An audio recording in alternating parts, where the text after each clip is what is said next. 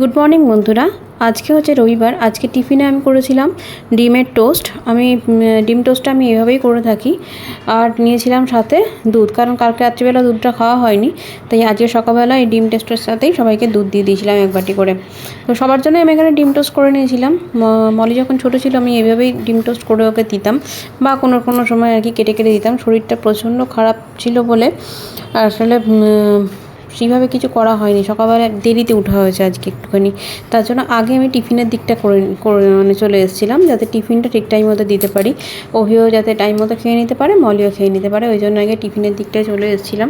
তো এখানে আমার কমপ্লিট হয়ে গেছে ডিম টোস্ট। এবার সবার মোটামুটি মলির আর অভিরটা তুলে দিয়েছি, আমারটাই লাস্টে করছিলাম।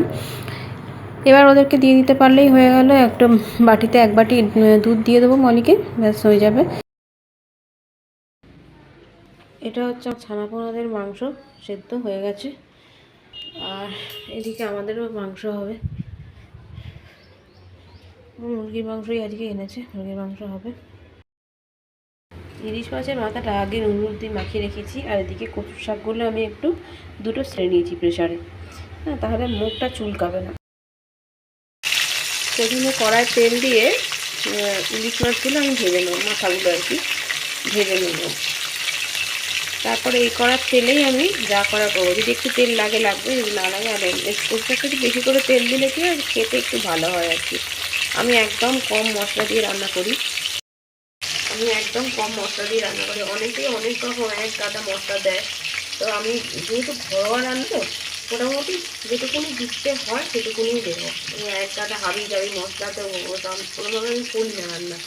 তো একবার আমি যেভাবে করছি সেভাবে ট্রাই করে দেখবেন, আশা করছি সবার ভালো লাগবে। মানে প্রশংসা তো পাবেন একদম ডেফিনেটলি। তাই আমি বলছি একবার ট্রাই করে দেখবেন। আপনারা যেভাবে করেন সেভাবে তো পেয়েছেন, একবার এইভাবে করে দেখবেন যে কেমন লাগে। আমি দেখাচ্ছি আপনারা আমি কীভাবে করি। এবং এখানে আমার ইলিশ মাছটা ভাজা হয়ে গেছে, মাথা দুটো। আর কড়াই আছে এই তেলের মধ্যেই আমি দেব জিরে ফোড়ন আর তেজপাতা ফোড়ন দেবো। জিরে আর তেজপাতা আমি ফোড়ন দিয়ে দিয়েছি। এবার দেবো এতে আগে থেকে মিক্সিতে পেস্ট করা আদা বাটা আছে, এই আদা বাটা দিয়ে আজকে করবো। এটাতে আমি পেঁয়াজ রসুন কিচ্ছু দেবো না, শুধু আদা বাটা, আদা জিরে বাটা দিয়ে করবো। দেখুন কীভাবে করছি, খুবই সুন্দর খেতে হয়, মানে খুবই সুন্দর, না মুখ চুলকাবে না কিছু, কিন্তু অতি সহজে এবং খুব কম ইনগ্রেডিয়েন্টসের মধ্যে কচুর শাক রান্না হয়ে যাবে। একবার করে বাড়িতে অবশ্যই ট্রাই করবেন, তো তখন বলবেন যে কেমন হয়েছে। এবং মুখটা খুব বাজে লাগছে আমি জানি। হলুদ গুঁড়ো,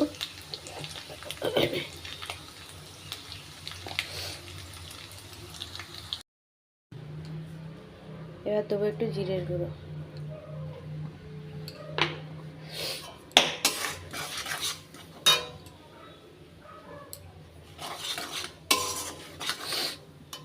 নাড়িয়ে দেবো নুন,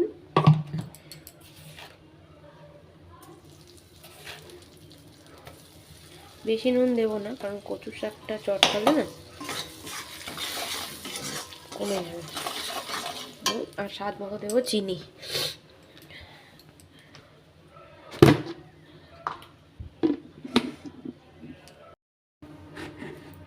স্বাদ মতো একটু চিনি দিয়ে দেবো, ব্যাস।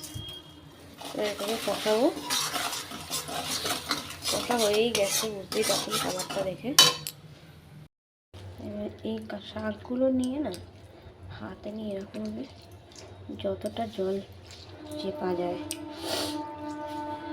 তাহলে কী হবে, গলাটা চুলকাবে না। যতটা পারবো চিপে দেবো জলটা।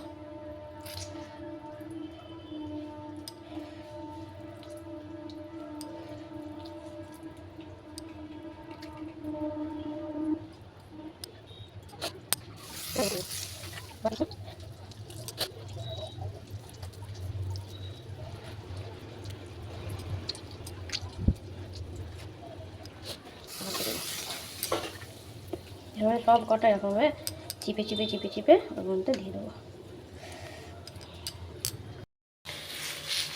এবার কচুর শাকটা ভালো করে কষাতে হবে,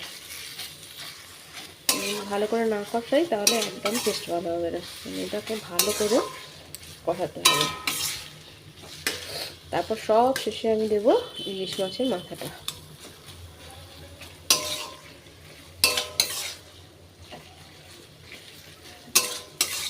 আপনারা কারা কারা এইভাবে করেন আমাকে জানাবেন, আর যদি কেউ অন্যভাবেও করেন সেটাও আমাকে জানাবেন।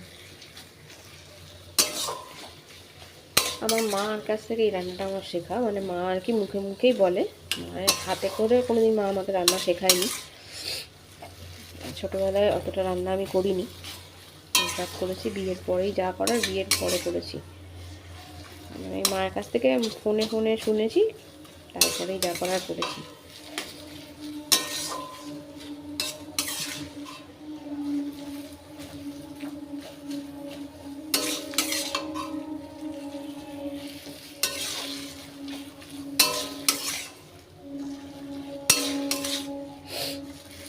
বাবা মায়ের একটা মেয়ে হলে যা হয় আর কি, খুব একটা তো চাপ থাকে না, পড়াশোনা এসব নিয়েই চলে যায় আর কি। বন্ধুবান্ধবের বলতে কত আমি আর যে রাস্তায় ঘুরে ঘুরে বেড়ানো, এখন যেমন ছেলেমেয়েরা গঙ্গাঘাটে গিয়ে বসে থাকে করে, হয়তো তখনই যেত, তখন অতটা আমাদের সময় অতটা ইয়ে ছিল না, প্রচলন ছিল না। যাই হোক, আমি বাড়িতেই থাকতাম, কিন্তু রান্নাবান্নার দিকে মা খুব একটা আমাকে পাঠায়নি, আর বাবুও অতটা ইয়ে করতো না, হাত পুড়ে যাবে এসব করতে। যাই হোক, আর একটু কষাবো, করতে করতে এটা এরকম পর্যায়ে এসছে। এই সময় একটু নুন চিনি এগুলো টেস্ট করে নিতে হবে সব কিছু ঠিক আছে নাকি। আমার একটুখানি চিনিটা কম লাগছিলো বলে আমি একটু সামান্য চিনি দিয়েছি, আপনারা অবশ্যই চেক করে নেবেন এই পর্যায়ে। এরপর আমি দেবো মাছের মাথাগুলো।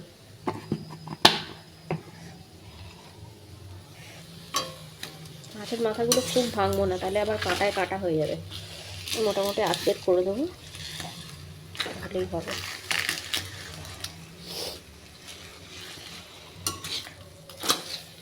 এটা যদি এমনিও খান না, ইলিশ মাছের মাথা যদি নাও দেন, এমনিও ভালো লাগবে ভাতের সাথে খেতে। ইলিশ মাছের মাথা দিলেই যে ভালো লাগবে, এমনি ভালো লাগবে না তা নয়, এমনি খেলেও ভালো লাগবে, তাতেও গলা ফলা কিচ্ছু চুলতে হবে না। একবার অবশ্যই ট্রাই করবেন আপনার বাড়িতে।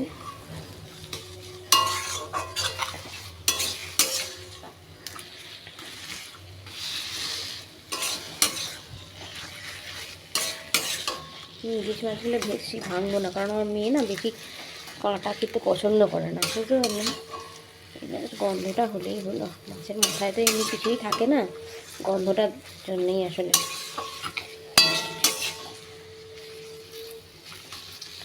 জল টল কিচ্ছু করবে না, কোনো জল টল কিচ্ছু না, জাস্ট কষে দিলেই নামিয়ে নেবো। করে একদিন দেখবেন আসলে। ব্যাস, রান্না কমপ্লিট, কচুর শাকের একদম পারফেক্ট। দেখছেন, এই যে উঠে আসছে, পুরো একদম মুঠো হয়ে উঠেছে, বুঝতে পারছেন, পুরো মুঠো হয়ে একদম মুড়িয়ে যাচ্ছে, তার মানে কমপ্লিট। তেল বেরোচ্ছে সাইড দিয়ে। ব্যাস, গরম ভাতে খেতে যা দারুণ লাগবে না, একটু লাস্টের দিকে আমি ভাতটা বসাবো। এমনিতেই সর্দি হয়েছে, ঠান্ডা জিনিস খেতে ভালোই লাগছে না আমার, সর্দি কাশি, গলায় যেন মনে হচ্ছে চিচি করছে। ব্যাস কমপ্লিট। এটা হচ্ছে ব্ল্যাকি খাবে, ব্ল্যাকি খায় দই দিয়ে ভাত, ও মাংসও খায়, কিন্তু পছন্দ করে দই দিয়ে ভাতটা খেতেই পছন্দ করে। মাংসটা এমনি শুধু শুধু খায়, মাংস ডিম এমনি শুধু শুধু খাবে। গ্যাস টেবিল আমার পরিষ্কার হয়ে গেছে, রান্না সব কমপ্লিট, বাসন মাজাও কমপ্লিট, ডাইনিং টেবিলটাও পরিষ্কার করে নিয়েছি। এই থালাগুলো ভাবছি আজকে ঢুকিয়ে দেবো, দুদিন বলি এটাতে খাচ্ছিল, এখন আবার খাচ্ছে না, ঢুকিয়ে দিলেই হয়ে যাবে। তো ভাতের থালাটা সাজিয়ে নিলাম, কচুর শাক নিয়ে নিলাম, আর মুরগির মাংসটাও নিয়ে নিলাম। সামনে দাঁড়িয়ে থাকবে, রক্সিরা যে খাবার নেই, রক্সিরা যে খাবে না, রক্সিরা যে খাবে না, যখনই আসছে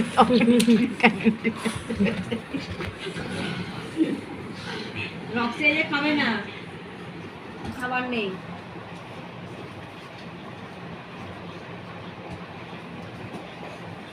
এই খাওয়ার নেই, খাওয়া হবে না। কি কি